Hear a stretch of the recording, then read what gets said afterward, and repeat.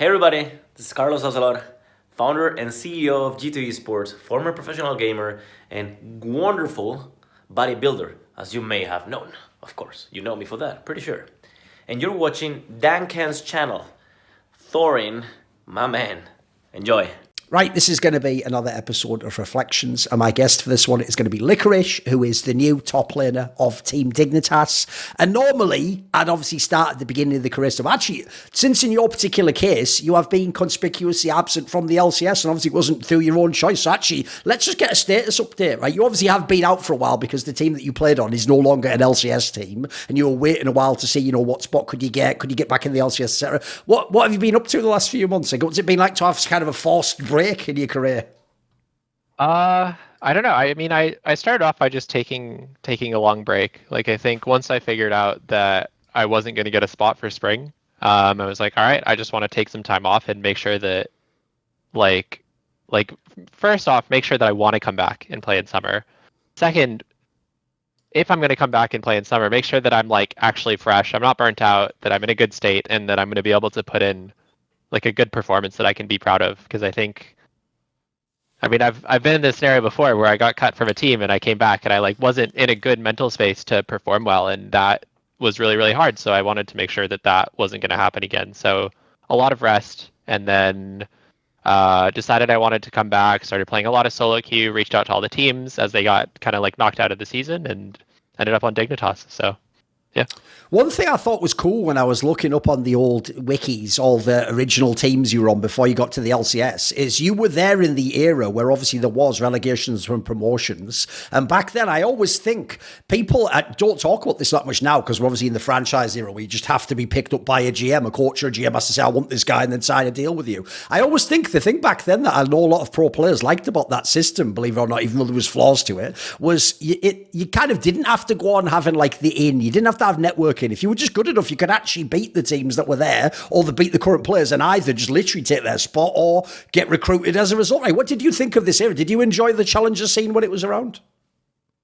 I liked Challenger. There was definitely some problems with it. I mean, I was one of the people playing against Doublelift in the promotion tournament back when. True, yeah.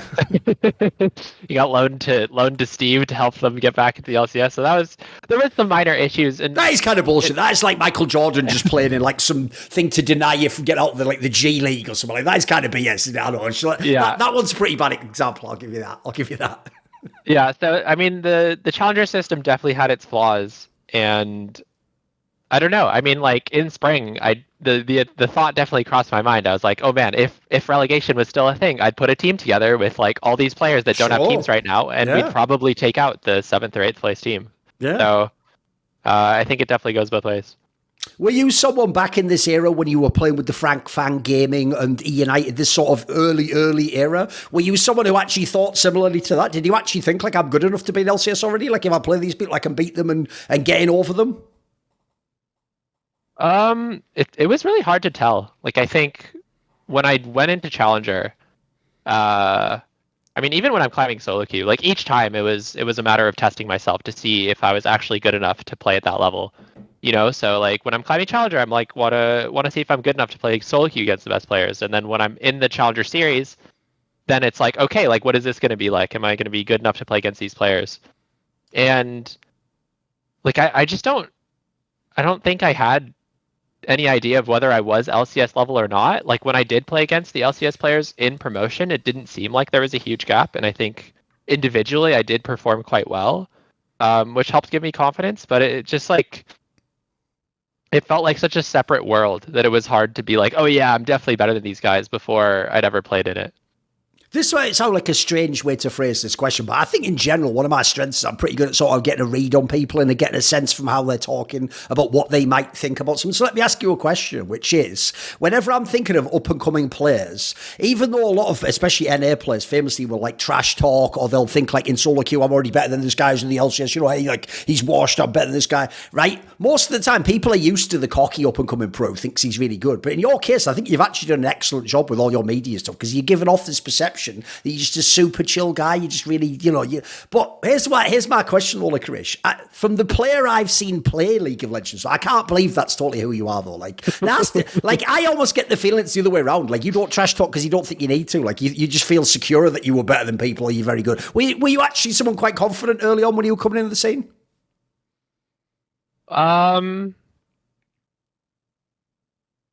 Like when I was coming into the LCS, I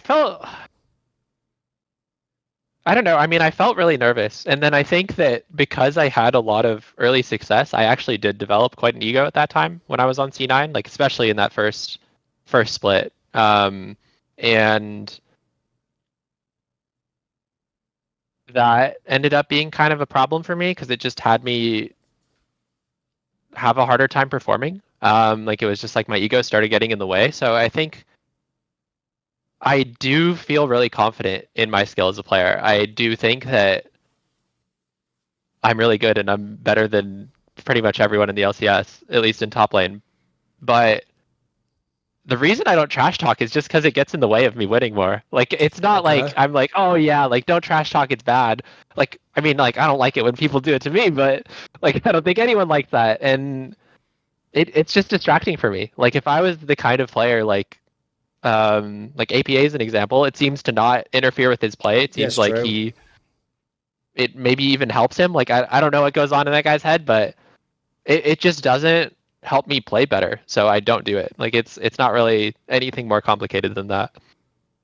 By the way, one of the things I do want to ask is, if people don't know, the era when you were trying to qualify through promotions was actually the era when it's probably the best era ever for challenger teams in NA. Like, this is when actually most of the players were like either real import, like top pros, or the next LCS pros. Like, it's a pretty good era. So I want to ask about some of the people you played with. So you've got to play in a very weird era, which is, when I say this name, people are going to think there must be like an NA player. Like, you literally played with the Korean player Dandy, who won Worlds, like the Samsung fucking like beast jungler, and this is only like, again, we're only talking like 2 or 3 years after he won Worlds. Like, he'd been in the LPL all these years. Like, I know this is obviously the era, understandably, if he's playing in NA Challenger. I imagine he didn't have the best offers in the world. Like, I doubt T1 was asking him to rejoin, but like, I'm imagining this was like the last hurrah. Like, I'm sure he was trying to get into LCS and have a career again. So what was it like to play with someone who on the one hand the name's huge, but maybe their game's not as big anymore? What was it like when you played with this guy? I loved playing with Dandy. I mean, I think we had a really great relationship. I think he struggled a bit in Challenger just because he wasn't really like a carry focused jungler, at least at the time. He was very much like a support his team to win, which like if we had a world class carry jungler, it probably would have been easier for him to carry in Challenger series at the time. But I loved playing with Dandy. I think we had an awesome relationship. I was really excited with the idea of getting to play LCS with him, and I mean, he was a super sweet guy in English. I'm told by the Koreans and the translators after the fact that in Korean he was a little more he's a bit spicier, right? I see. Critical, right? spicy, okay. Yeah, something like that. Okay. But I mean, I loved playing with him. What about the other players, obviously ganked by Mom, GBM? Now, here's the thing, Licorice. I actually heard some mad stories about this guy who was in NA. I've heard this guy is crazy, like for good and for ill. Like, give me some thoughts of playing with this. Was he just normal with you when he played? I heard he was just kind of a wild man, if you know what I mean. Yeah, I didn't see too much of that. Like, I don't know. Okay. I think at the time I really just had my head down and I was just playing League of Legends all day, every day. And like the most I did outside of that was we played like random. It was like, I don't know, just like random games together. By the way, if you're in a team like this, I know this is when people are like in team houses and stuff, especially before the qualifier. Do people actually grind? Like, are people practice scrimming every single day, etc.? How does it work? Is it a few weeks before the qualifier, people practice? What did you do? People just played solo queue pretty much all the time. I think in Challenger, people were really hungry to be better and to get into the league, especially because we knew at that time that was the last chance for qualification. I think so, yeah, because the year after was when it became LCS. Relegation from the Challenger side. Yes. But next year was franchising, and we knew that. So it was like, okay, like this is our shot to make it. So I think everyone was really committed. And like, I mean, people played we played some like Warcraft 3 custom games for fun, or like there was a game called Deceit, which is like Among Us, except you turn into a zombie and like basically the same thing. But for the most part, we were just playing lots of solo queue. By the way, when it came to these actual promotion relegation matches, the other thing I actually remember contextually, I was friends with people like Loco Doco, is that like NA1 especially was notorious for like the teams that are the actual best before the qualifier almost never win the bloody qualifier. It's always like the third best team that comes out of nowhere. And I saw your team was one of the better teams most of the time. If we look here, aside from that whole thing, as we referenced earlier, where Doublelift just got to play for Team Liquid bizarrely, which is kind of a bit rigged, but whatever. But aside from that, like if I look at the rosters, these are all good rosters. Like Envy's got a good roster. Like all these are all solid teams. But like, did your team like choke in the qualifier? Was your team supposed to be one of the ones that made it through? Do you think? I don't know. I think it's hard. It's like really hard to say. I think. I mean, we had this kind of struggle just even before getting to the qualifier, where we were generally like first place in the regular season, and then we go to playoffs and we'd lose finals to Goldcoin United. And then we'd go into the qualification tournament. So I do think there was something there of like finals relegation, just like the pressure getting higher, maybe made us perform worse. But I don't know. It felt really difficult. It felt really difficult to beat the LCS teams, and I can't totally tell you why, but we did just kind of feel outclassed on the days.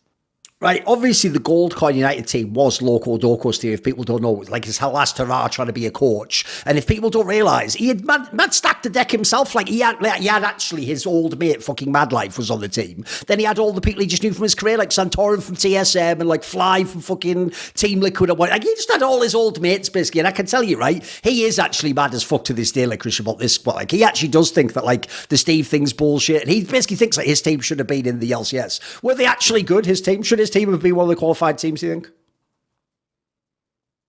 I mean, it's hard to say because they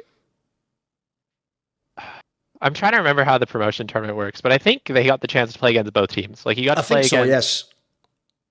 I mean, in the first one of the times, Doublelift wasn't involved too. Yes. So like, I mean, no, I don't think they should have been in the LCS. By the way, make it in. Like, I notice in general, it seems like you're not one of these people who seems to be like tortured about like things that you kind of just seem like what happened to the past happened. If I won, I won. If I lost, I lost. You're not that worried about old fashioned things. I mean, like, I don't know. I think I work really hard to like make my peace with what happens and to just move on and try to do better next time, and not stay stuck on feeling horrible. Like, like. Sure. Yeah, I don't know. What does it imply that even though you didn't qualify through these multiple times you could have with the challenger scene, that you got picked up to Cloud9 of all teams? If people remember, like before that, it was fucking Impact, the admin. It was still around now. He's still a legend of the game. He's still at all the international tournaments. Like, I know at the time he'd gone for like $1 bazillion or whatever to like Team Liquid, but it's not like at this particular era, like you're not some enormous name. You've only played in these challenger teams. Does that imply like you actually were a top prospect? Were you being headhunted by people? How do you get this gig? It sounds like almost the best job you can get offered out of nowhere to go straight into Cloud9. Yeah, I mean, it was really surprising for me. I think I did have a solid amount of hype in the challenger scene. Like, my toughest competition was solo, and I would say we looked fairly similar, and I just had the added benefit of being someone new. Like, everyone knew who Solo was. He'd been in the LCS before, he'd been in the Challenger Series before, and I was someone who was going to head to head with him as like a rookie fresh player. So I think I had a lot of hype behind me, and I think the stars kind of aligned with like Cloud9 wanted a new top laner because something was going on with Impact, and like I think I felt confident that I'd be able to get an LCS spot. Like, I'd be able to get on a team no matter what, but I didn't think heading in that I would get on Cloud9, and when Jack reached out, I was like, oh my god, like, yes, I'd love to join Cloud9.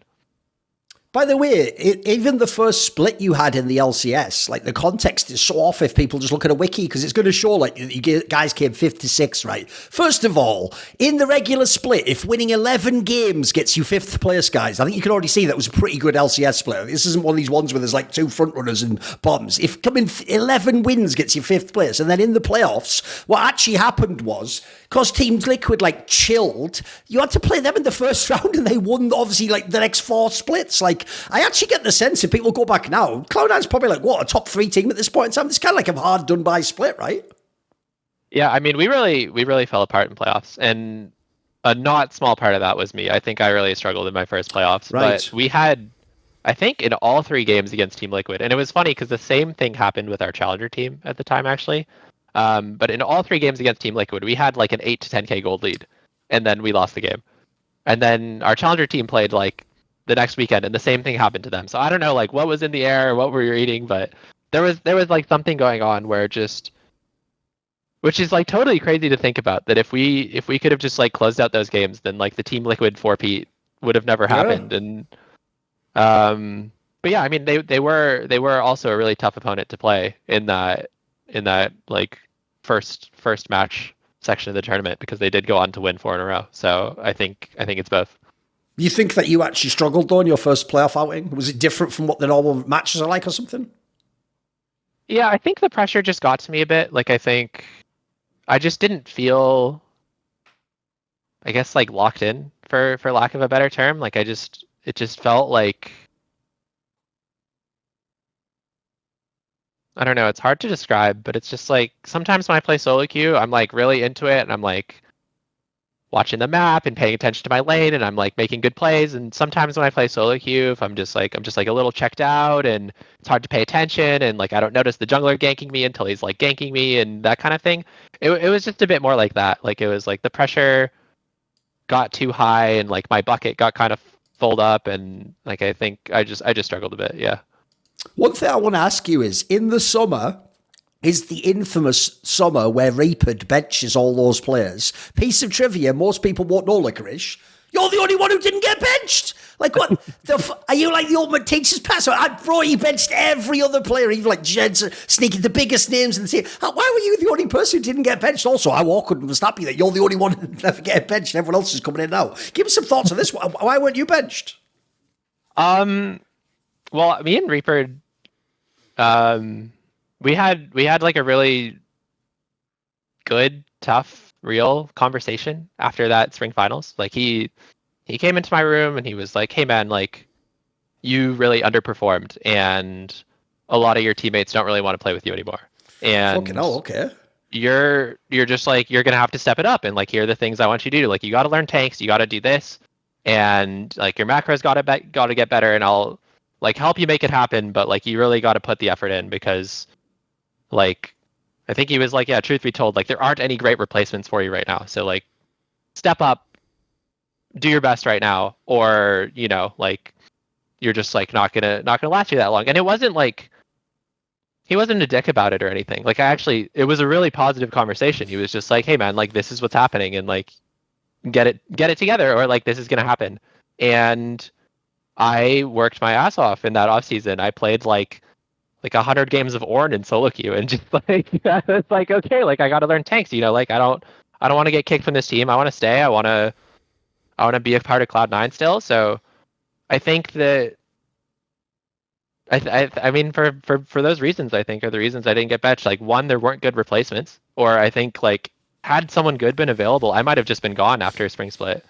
And second, like I think that it enabled me and Reapered to have a really good relationship, and like I was able to really like take on how he wanted me to play the game. And I think like being in that kind of state of feeling really motivated and just like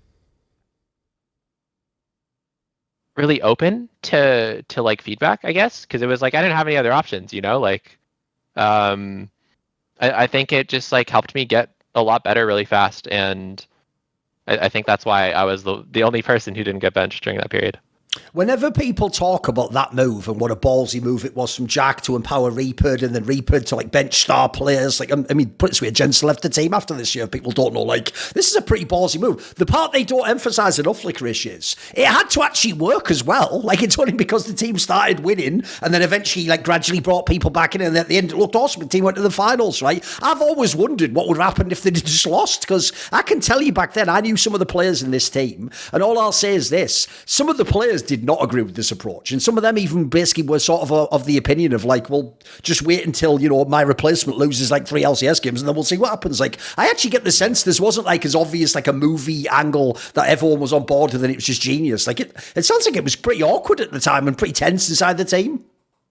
Yeah, no, it was really awkward. It was really tense. It was like, I mean, there's the infamous video that got released of like they filmed some content of it happening, and like fans fucking hated that, and for good reason. Sure. And like it was, yeah, it was just really tense. Like like there was a level of tension in the air in the house of just like people weren't happy, and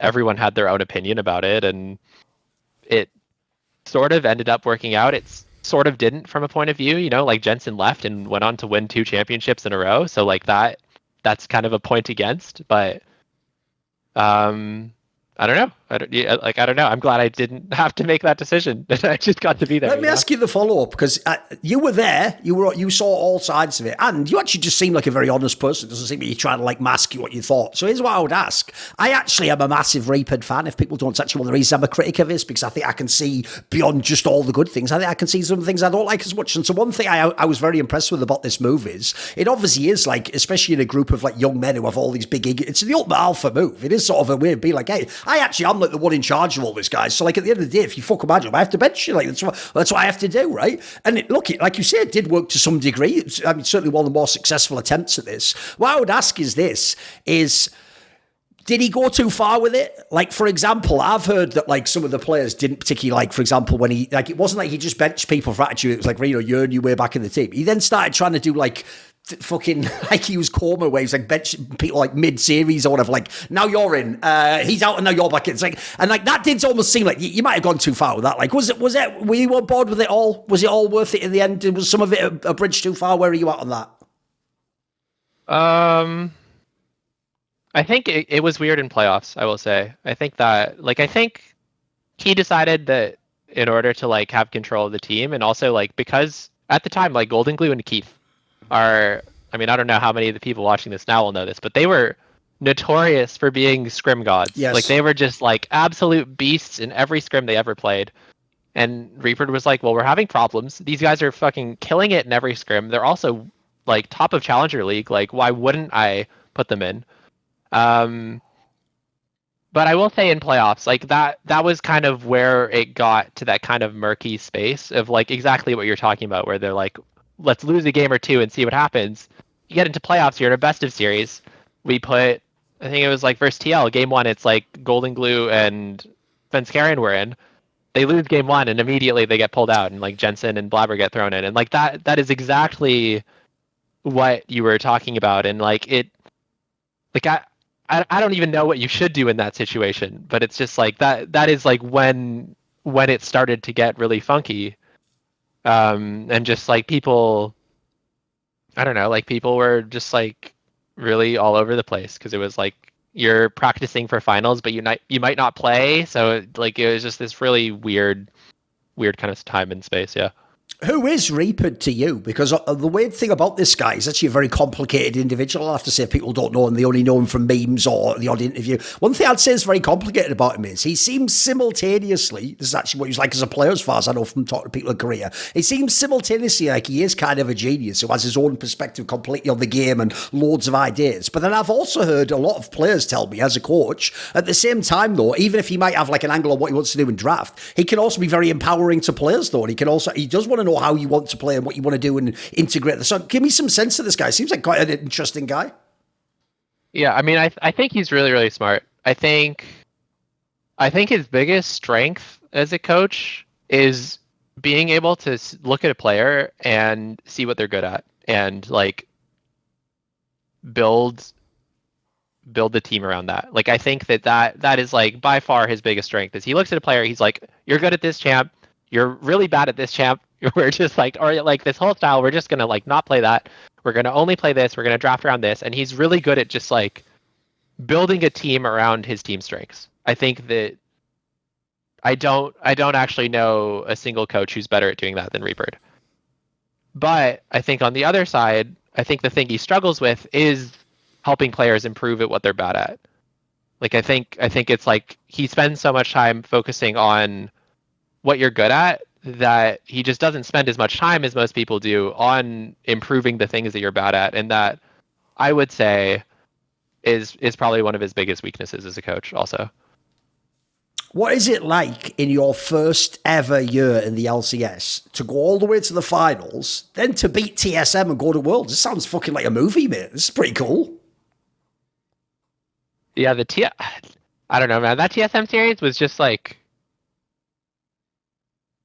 our scrims were going terribly. I think I really went into it expecting to lose. Like they seemed like the stronger team. They seemed like they were just like kind of better in every lane, and like they had some sort of like they didn't feel very cohesive. Like it wasn't like a strong TSM that showed up that day, and it was a strong C9 that showed up that day. And I also pulled out some cheese picks, which like was part of my mindset of being like they're the better team, so I'm gonna like pull out something random.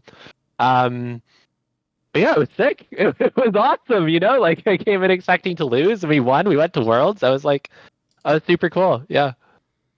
By the way, I notice when everyone tells the story of this Worlds run, Season 8, what they do is they just skip to the end, and it's awesome at the end, right? In the end, you're in semis, you're beating Afreeca. Here's the thing they never ask you about, Licorice, so I'm going to ask now, which is, mate, this team was like, what a fucking hair from being eliminated by like Gambit from LCL, right? Like, dude, you guys were right on the brink of losing in the plains, which now, I mean, look, it's since happened for like Mad Lions in Europe. So that you would have been notorious if that happened. The joke is, in the end, it was the best run ever at Worlds. Give us some thoughts on this part. Were you worried? Do you think we were going to get knocked out by this team?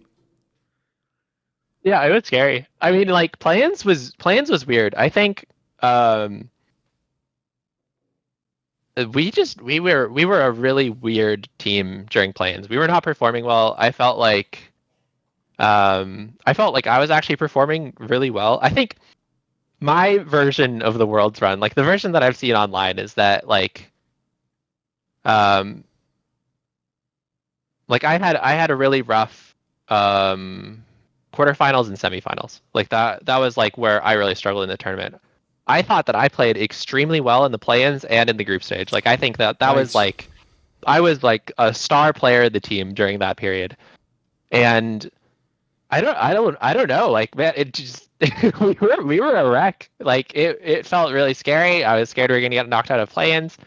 We were really happy we like rolled Gambit. We got Gambit as our opponent because they were probably the weakest team that we could have got. And they took us to 5 games, so it was like oh my god, like that was scary. And then like group stage, I think we started off 0-3 again.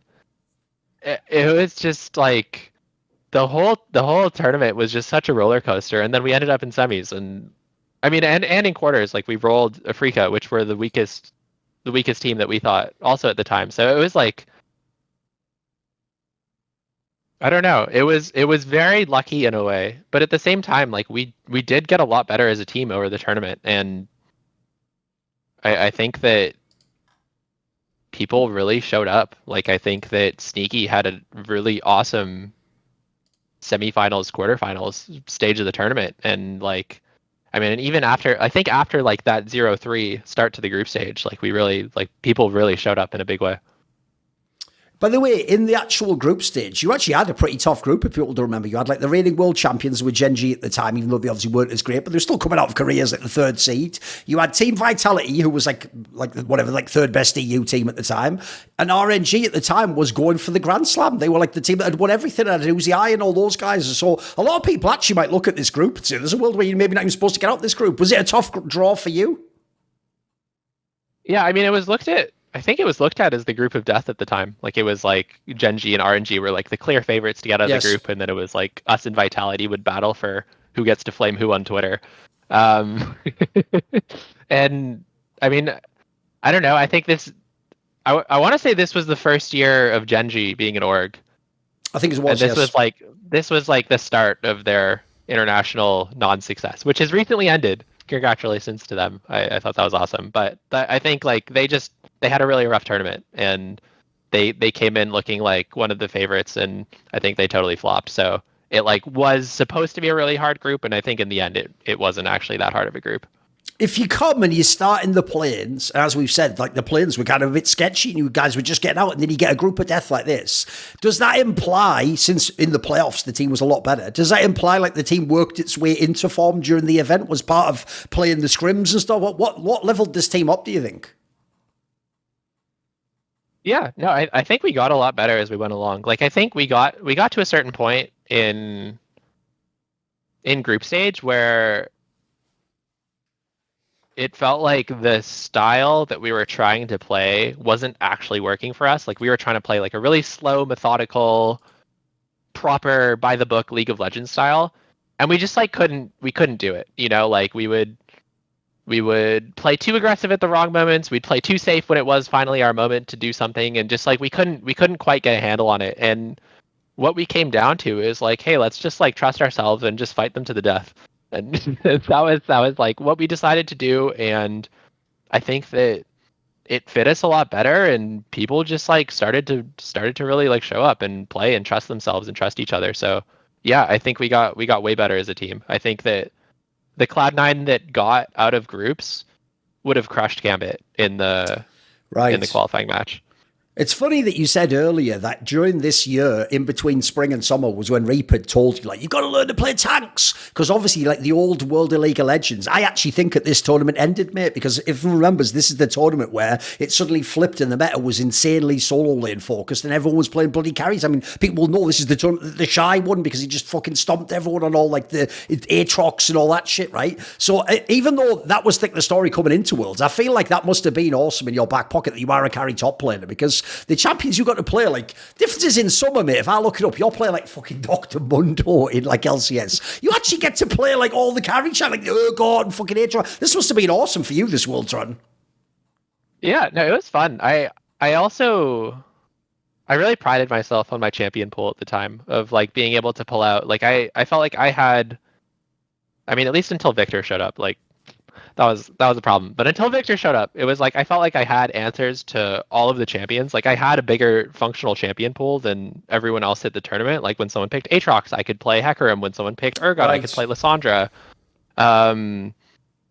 And like I was really priding myself on my versatility at the time. And it was fun. It was a really fun meta to play. And my most notorious play from that Worlds, and probably my most notorious play ever, is on Ornn, the tank champion. So like I think it's a bit of both in the end. By the way, you referenced it earlier, but the joke is, actually, if people don't know, the player who was the top laner for Afreeca Freecs is Kiin from Gen G right now. That's actually how cursed his career is. Like, you must actually unironically be the face he just sees at night, mate, because he delayed his career about like half a decade or something. Like, he was actually already a stud at this time. Everyone was like raving about him in Korea. That team was supposed to be on the rise. Like, you said it earlier, look, on paper, yes, they were like one of the, like, they weren't like the favourite for the tournament or anything, but it was a famous stat at the time. Nobody beat Koreans in fucking best of fives at Worlds, but that just didn't happen. Like, everyone knew, like, the best case scenario was usually like the year before, like the SKT, where you're like, oh, we almost got them there. Oh, it was like game 5. Oh, so close. Like, not only did you guys beat them, you won 3-0. Like, there's actually kind of like an easy clap if you watch the games. Like, can you give me some thoughts? Because even if it's like a better team to draw, I'm sure no one envisioned like that type of a result, right? Yeah, no, we didn't go in expecting that either. But I think with Afreeca, they just didn't feel like a team. Like, Kiin was really good. He was really pounding me in lane. It was a little rough up there, and the rest of his team just like wasn't doing much. And like they were like, their bot lane I think was just like straight up losing every game. Like mid jungle were getting outperformed. Like it was just like Kiin versus the world. And then yeah, I don't know. I mean, game 3 was also scary because it felt like the momentum started to turn against us in that game. And like, I know I was starting to get nervous. I don't really know if my teammates were starting to get nervous at that time. I feel like I really had like I'm trying to think of the right word, like a very superstitious idea of best of fives at the time, where I was like, oh, it's all about momentum. And because I believed that it like kind of was for me. So I was starting to get really nervous. And I don't know. I mean, it was so great that we stole the Baron and like closed out game 3, because I don't know what would have happened otherwise, because it felt like things were starting to get kind of shaky for us. By the way, low key, you should actually just pull for that guy to win everything, like just win Worlds this year, because it'd just be a sick piece of trivia. Like, hey, I beat that guy, you know. I did actually beat him in the play. That's pretty cool. Because, by the way, do you not think that to yourself now? Like, he's been away for ages. Like, he was in KT last year, but like, he was always just stuck in Korea again. He could never qualify in tournaments. It's kind of wild. He's back now when you're back, right? Yeah, no, I mean, I think I was actually really excited to maybe get to play against him at Worlds last year because he was yes. on the up, I was on the up. It was Worlds back in Yeah, Korea, which is where we met for the first time, and then of course we got right. pounded in the qualifier, so it didn't happen. Sure.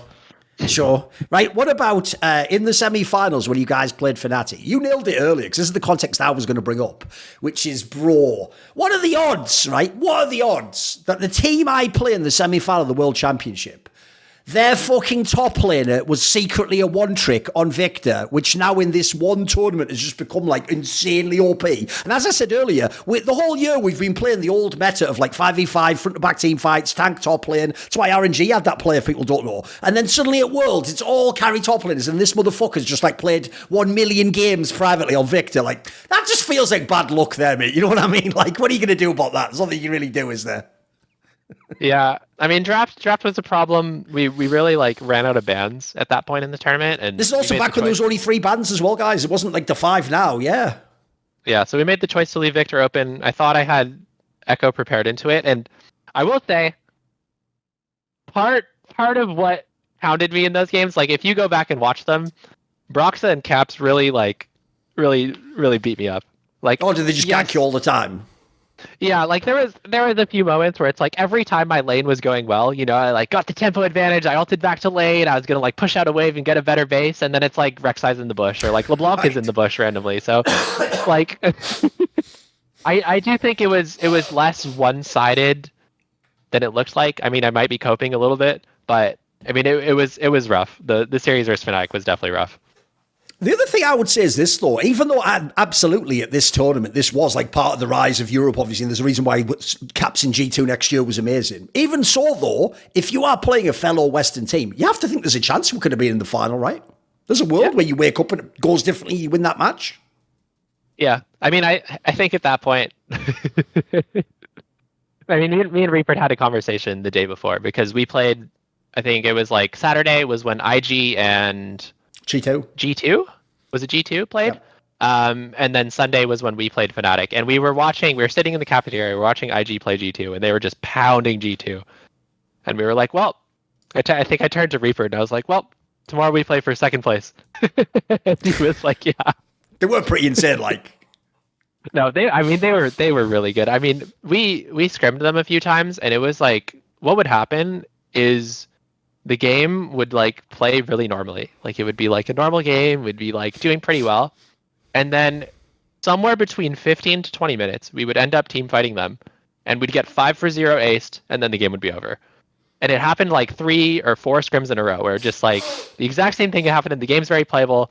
We do one team fight, we all die, none of them die, and the game's over. And we were just like, well, like I don't know what to do.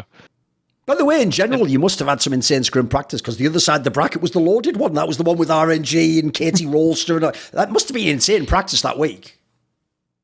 Leading up to the Fnatic game? Yeah, because obviously you practice people on the other side of the bracket, right? That, it's a bit of a funny story because Reapered was like, okay, like, I've got us some great scrims against some Korean challenger teams. They should be like some pretty like easy opponents for us. They'll help us build our confidence, and like, but they'll also be good because they're like good Korean challenger teams.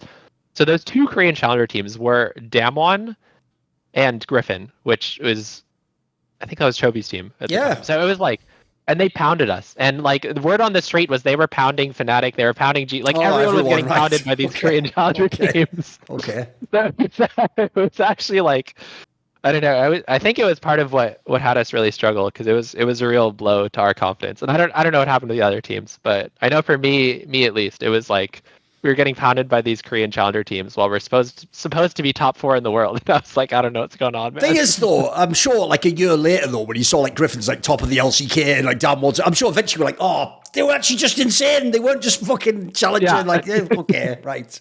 I'm sure the penny dropped eventually, right? Yeah. What about this then? So obviously the next year, there was some big moves like Jensen wasn't in the team anymore. Like the lineup got reshuffled a little bit. Obviously people like Blabber became much more prominent players in the squad, right? I want to ask you this question. Since this is the end of when you played with Jensen, what was he actually like to play with? Like I've actually heard this year was one of the ones, not just because of the thing with Reapered. I've heard he had a little bit more tension with the org this year, and maybe it was like more like, you know, does he stay? Do they build around him? Does he go elsewhere? Obviously at the time he was very hungry to win championships. What was it like to play with him? Because it was your rookie year, right? Um, I don't know. We were both pretty quiet people, so we didn't really talk a lot, and we kind of just like played together and got along and didn't hang out that much outside of playing League of Legends together. Like I don't know. I didn't have any issues with him. He was just like a player. I don't know. What did you think when nisqy was brought in to replace him, though? Because at the time, obviously, nisqy wasn't the same name value. In fact, this is arguably the team where he built his name. What did you think of nisqy being the person brought in? I was a little nervous. I think like my experience with nisqy was I played against him in the qualification matches because he was on Envy at the time, and then he went back to Europe, and then he came back to join Cloud9, and I don't know. I was a little nervous. I was hopeful he'd be good, but like he wasn't looked at as like one of the best mid laners in the West, shall we say, at the time. So it was kind of like, I don't know, like he seemed like we picked him because he was the best available player. It wasn't like he was like some insane prospect. I mean, probably kind of similar to how they ended up with me as well. So I can't complain too much, but it was just like, yeah, like we're getting nisqy and he's good. So let's see what happens. Because I feel like this next split, the spring, of season 9, 2019, is the one that people don't know. If you know people inside Cloud9, this is the one that got away. Like, I've heard this is the one where, you guys were in the semis and you lost to TSM, and then TSM lost in the reverse sweep to Liquid in the finals, right? But people will forget this detail, right? At the time, I used to do my show with Loco Doco, and I can tell you already, right? Anytime he's like way too confident about a prediction, it means behind the scenes people have just told him what happened in the scrims, and he thinks he's like fucking 200 IQ with me, and it's like I'm just going off what should happen, and he's got, hey, you idiot. So what I know is this, right? Which is he actually predicted that Cloud9 would beat TSM in this semi and go on and then win the championship, and obviously you guys came third, and in the end TSM almost beat TL, but they didn't, right? I've heard that story is real, and that in those scrims you guys were just beating all the other teams that were left in the playoffs, and that you guys were wrecking TSM every time out, and that basically, if no one remembers this match as well, the playoffs, like I think you guys almost 3-0 them. Like it's like actually you almost just clapped them. Like, do you remember this era? I heard this is the one where like actually Cloud9 was supposed to be the best team in the LCS, and like you guys were supposed to win the championship. Is it true? I can't. I don't remember what our record was like against Liquid. So I can't speak to that part of it. But I mean, we did have the series versus TSM in the bag. Like it was over. We won the first 2 games. We were up in game 3 with the scaling comp, and then we ended up like throwing the game, and then game 4 was a bit of a wash, and then game 5 was kind of the same thing happened. We had a lead and we threw it and we lost the game, and it was just like, yeah, that was a shitty series. That really sucked. How do you handle something like that, by the way? It's one thing, when you're in your rookie year, I mean, it's just cool to be in the LCS, right? It's cool to be in the finals, it's cool to go. At this point, like, are you not already at the point where you start to think, like it's different when, like, you could have won, but you lose? You know, the difference between, like, we did well and we sort of got further. In this scenario, how do you handle, like, not winning when it's your time, or where you think you've done all the right things? I mean, it's hard. It's just really challenging. Like, I think...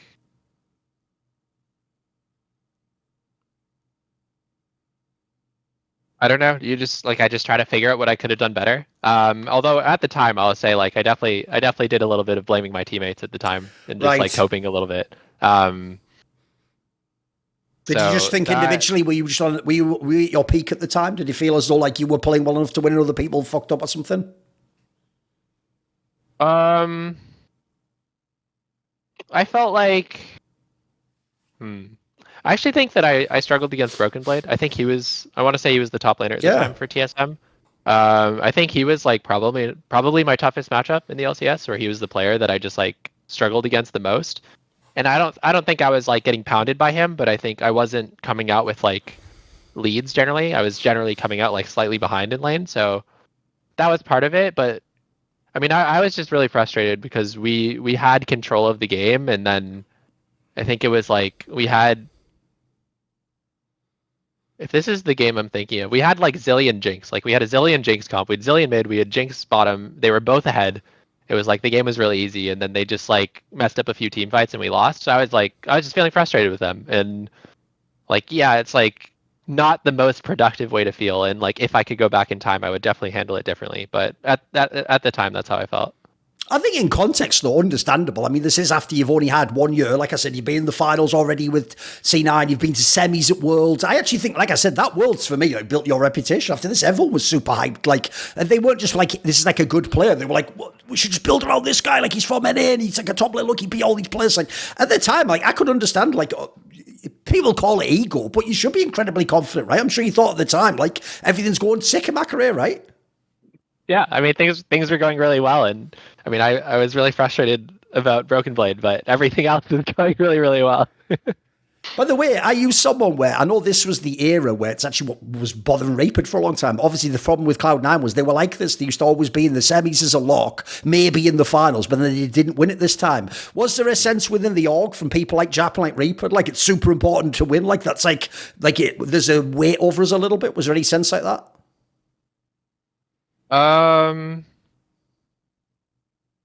It's hard to remember. I think I'm sure yes that people really wanted us to win, and like we felt like we could. Like I think everyone was really disappointed when we didn't beat TSM. I don't know. Like it was so long ago. I can't tell you what it was like with Jack and Reapered and whether they were like, you guys have to win or anything like that. Was this the era where they already had some of like the dreaded systems, as in like people have to go to the gym in the morning and they have to, was it where did you already have those things implemented in this era? Do you remember? I want to say, I'm not sure when the gym started. I'm not sure if it started in 2019 or 2020. It wasn't a thing in 2018. I can tell you that for sure. But I mean, every year that I was there, they were talking about how they wanted to overhaul the culture and like have things run differently. And that was like, it was a speech I got every year on Cloud9. And to be fair to Cloud9, it's a speech I get on pretty much every team every year where they're like, we want our culture to go better this year. And like, that's just kind of a standby. So, yeah, I don't know. I don't know if it was like too big on the systems. I mean, there was a point that I think was in 2019 when everyone got really sick, and then after that, Jack started to be like, okay, like I don't want this to happen again, so I want to get some rules in place. So that might be the start of the systems. Because I know over the years from hearing you talk and even the odd time we've done a show together, you are someone who had like your own training approaches, like doing 1v1s with people, or which by the way is actually a very Korean approach. I will say, if people don't know in the West, like it's actually more of the idea, instead of just playing someone on solo queue, you specifically try out a matchup and figure out the first levels and stuff. Right? If you're someone who has like kind of your own approach, are you a fan of when the org tries to impose things like that and encourage things? Do you prefer to just be left alone? What's your kind of approach normally? I'm definitely someone who keeps myself. Like, I think I definitely fall more on like the introverted side of things, and I like to do things my own way. And I think for me, it's just like trying to, like, in order to be a good teammate, I have to balance that with also making sure I spend time with my teammates and like have good relationships with them. So I like spending time together doing the morning gym where like everyone, it's like you all like don't like the morning gym together is actually really good team bonding. So I think in a way it was actually really, really good for me to like get some time with my teammates and to just like bond a little bit. So I think it's a mix, you know, like if the org gets too involved, then I'm going to push back because I like need my own space and time and I like to do things my own way. But I do recognize that we'll never feel like a team. Like the team that I'm on won't feel like a team if I don't spend time with them and I only just like show up at work and then clock out and go home and be by myself. In the summer, this was the one where you guys were in the finals playing Team Liquid, but this is the one where they win 3-2, and if everyone remembers, like it was like a super close series. It couldn't even potentially have just been 3-1 to you guys, but they just pull it out at the end. And then the fifth game, like this is where people only remember the last game. And so because on the last game, like Double If and Jensen just carry it, looks like, oh, as if Cloud9 could ever have won. But I tell you, if you rewatch the series, mate, there must be so many what ifs for your team. I feel like Cloud9 could have won this one. Yeah, no, that was the finals that I was the most personally upset about because I felt like I performed really well. I think like in game 4, I want to say, which I think is what you're talking about when you say 3-1, is I picked Poppy into Aatrox, and Aatrox was still like the pick at the time, and the Poppy was like, I got banned out and I had to pick a matchup that was like supposed to only be slightly losing, and I actually won my lane really hard that game. And there was like a few moments there where if I had been able to play a little bit better mechanically, that I would have been able to like hold on to my lead. And like there was like a 1v2 bot lane against Doublelift and Core JJ that I like lightly misplayed mechanically, and ended up meaning that I died and they lived. And I mean, there was just like nisqy ended up falling really far behind on Kiana, which was like one of the really good picks at the time too. So it was like, yeah, no, that game was one of the harder ones for me to like feel okay with afterwards. And then game 5, we kind of just got pounded, and that sucked. By the way, I do actually want to ask about this particular champion, because even though now obviously it's more famous as a jungle champion, you were someone who played quite a lot of Poppy top lane when it was available. And even though at the time it was never like the most meta champion, I'd say like some comps used it, but it seemed like specifically you either liked it or your teams liked it. What did you actually enjoy about this champion? It seemed like you made very effective use of it. Yeah, I've always liked Poppy a lot. When I first started playing top lane, I actually started as a mid laner when I first started playing League of Legends, and then got high elo as a mid laner, and then ended up switching to top lane for various kind of random reasons. And when I was switching to top lane, it was like Fiora got released, Fiora got reworked, and Poppy got reworked around that time. So those were kind of like, I mean, and of course when they got reworked, they were really OP. So at the time, those were kind of like the two main champions I played, and they ended up being champions that I got known for because I just like played them so much and felt so comfortable on them. And I think Poppy has always been a deceptively strong champion that just like a lot of people don't play in top lane for whatever reason. By the way, obviously, especially the year you came up in 2018, that was the year when, again, people remember champions like Fiora could be insane if, like, an LPL player plays it, for example. But I would say that's actually another champion for me, like the dreaded top lane Jayce, that most people think leave it to the fucking Asian players. They're pretty good on it. But actually, like you say, you were pretty good on the Fiora, actually. Like, what do you think? I know the problem with champions like that isn't just the champion or the matchup. It's also, like, does your team actually know what to do when you have a lead, or how to play out if, like, you have, like, an advantage, or you priority or something, right? What's the secret, do you think, to playing a Western Fiora? What's the nuance that people missed? The nuance to playing a Western Fiora? I'm certain some of these top laners, if I just made them play it in a solo queue game, could play it. But in the LCS, it always looked so bad, mate, when people played that champion. I think you're one of the few people who made it work. I don't know what was up with that. I mean, especially like the NA Jayce and like the NA Fiora. Like I think people just got in their own heads at a certain point where it's like they felt like they had to overplay and overforce because they didn't want to be another NA Jayce or NA Fiora, and then that would make them be an NA Jayce or NA Fiora because they would like overforce and overplay. You never had this in your head though? You never thinking about that? Not with Fiora. I definitely had a Jayce game or two out there that maybe should have been left to the Koreans, but I don't know. I just felt so comfortable on it that it like really wasn't something I thought about, and just like I played it and it was totally fine.